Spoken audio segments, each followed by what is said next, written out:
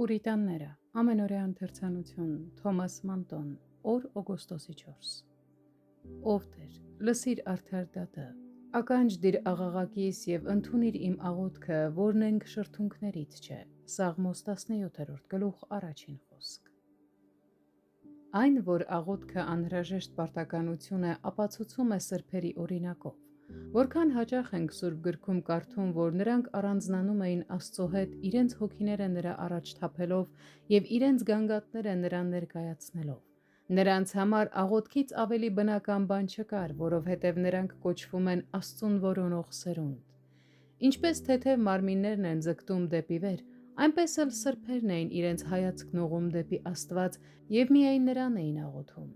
Դանիելը ամեն օր 3 անգամ ներկայանում էր Աստծուն և չէր թողնում իր սահմանված աղոթքի ժամերը, նույնիսկ երբ իր կյանքը վտանգված էր։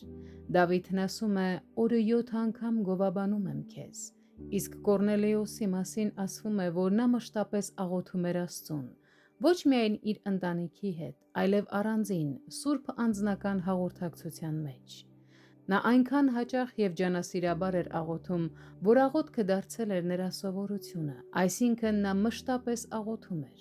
Եվ եթե սա է Աստծո ժողովրդի բնավորությունը, ապա նրանցից տարբեր լինելը, Աստծո հետ անձնական հաղորդակցությունից հաճույք չստանալը կամ այն անտեսելը լուրջ պատճառ է տալիս ինքնաքննության և կասկածի։ Մեր անձնական կարիքներն ինքնին ցույց են տալիս, որ անձնական աղոթքը անհրաժեշտ պարտականություն է, կամ բաներ, որոնք ոչ ոք չի կարող Աստծուն ներկայացնել այնպիսի զգացումով և անկեղծությամբ, ինչպես մենք ինքներս։ Բացի այդ էլ, հնարավոր է, որ դրանք այնպիսի բնույթի լինեն, որ նպատակահարմար չլինի բացահայտել կամ հայտնել ուրիշներին։ Մենք չենք կարող ուրիշների առաջ մեր սիրտն այնպիսի ազատությամբ, լիությամբ և մխիթարությամբ բացել, երբ խոսքերը վերաբերում են մեր անձնական վիճակին։ Մեր յուրաքանչյուրի սրտում կա իր սեփական ախտը, որի համար ամեն մարդ ինքը պետք է սուգ անի Աստծո առաջ։ Ինչպես ասում են, մորից լավ խնամող չկա,